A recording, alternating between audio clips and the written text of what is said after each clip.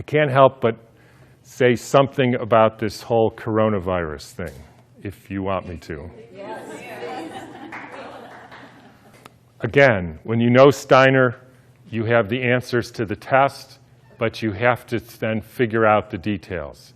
In 1918, after the Spanish flu pandemic of 1918, Steiner was asked, what was this all about?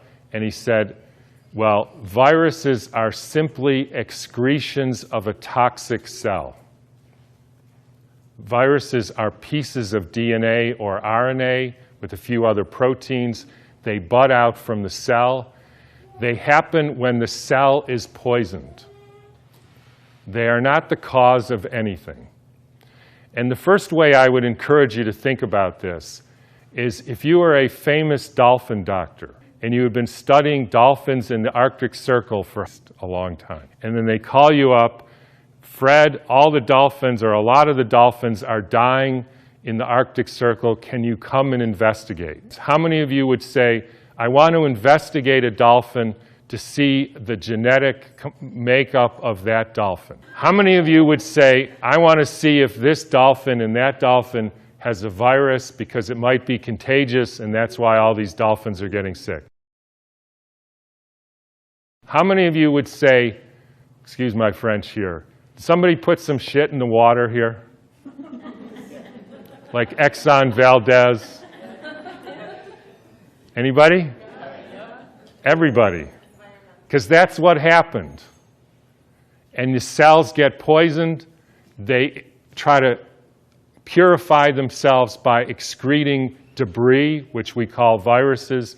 If you go to the current theory of viruses called exosomes, and the latest head of the NIH giving a talk on the complexity of viruses, you will see this is perfectly in line with the current thinking on what a virus really is.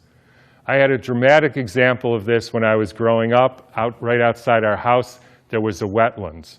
And they were full of frogs, and the frogs kept me up at night, so I taped the windows. And in the spring, they made a big racket. And then over time, the frogs were all gone. How many thinks the frogs had a genetic disease? How many thinks the frogs had a virus? How many think somebody put DDT into the water? That's what happened. Diseases are poisoning. So what happened in 1918? In every pandemic in the last 150 years, there was a quantum leap in the electrification of the Earth. Late fall of 1917, there was the introduction of radio waves around the world. Whenever you expose any biological system to a new electromagnetic field, you poison it, you kill some, and the rest go into a kind of suspended animation so that, interestingly, they live a little bit longer and sicker.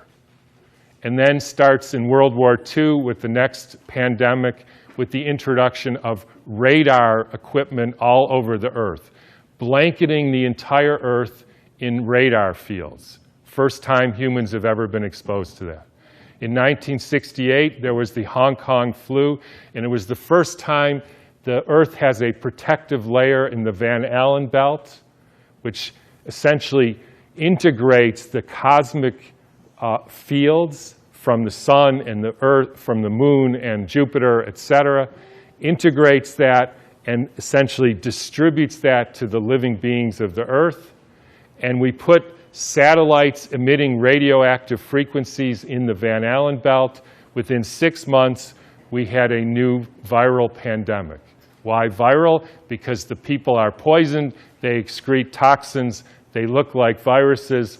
People think it's a flu epidemic. In the 1918 epidemic, the Boston Health Department decided to investigate the contagiousness of this.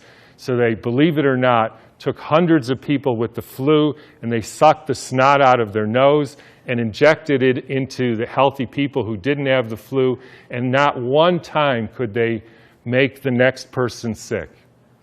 They did this over and over again, and they were not able to demonstrate contagion. They even did it with horses who apparently got the Spanish flu, and they put bags over their head, and the horses sneezed in the bag, and they put the bag over the next horse, and not one horse got sick.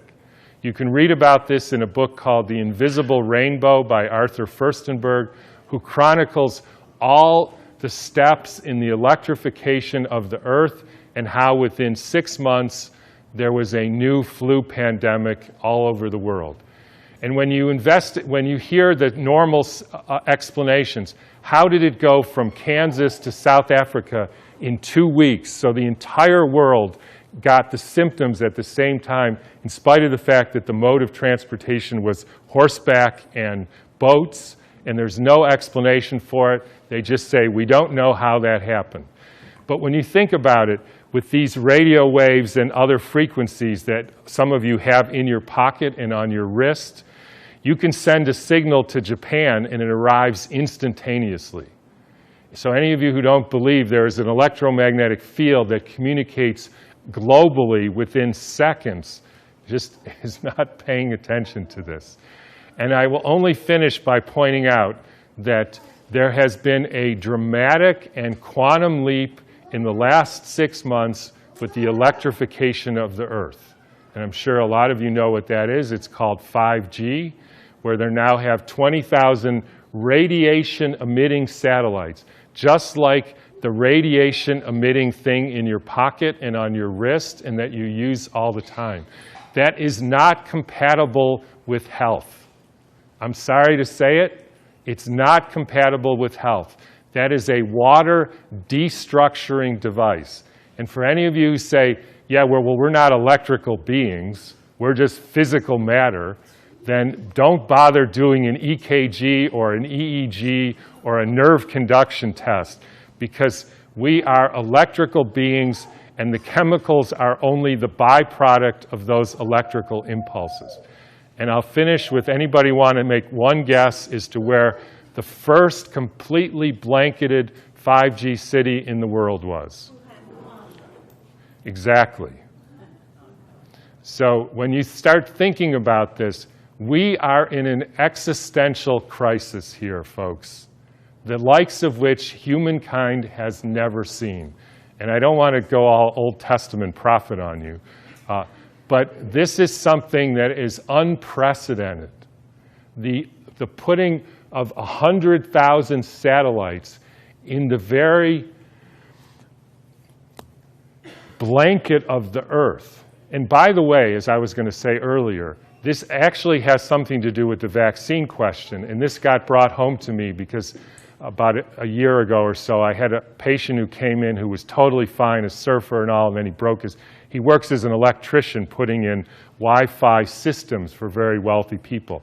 Electricians have a very high mortality rate, but he was fine. And then he breaks his arm and he gets a metal plate put in his arm. 3 months later, he couldn't get out of bed and was total, heart irregularities, just total collapse. The susceptibility has to do with how much metal you have in your body, as well as the quality of the water in your cells. So if you start injecting aluminum in people, they become receptors for absorbing increased electromagnetic fields, and that is a perfect storm for the kind of deterioration of the species, which is what we're now experiencing. And I'm just going to finish with one more thing, which I like too, is a quote from Rudolf Steiner. And by the way, this was around 1917, so it was a different time. In times when there were no electrical currents, when the air was not swarming with electrical influences, we're talking 1917, it was easier to be human. For this reason, in order to be human at all today, it is necessary to expend much stronger spiritual capacities than was necessary a century ago.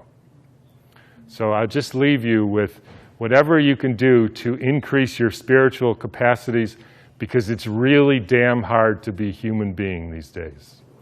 So thanks for listening.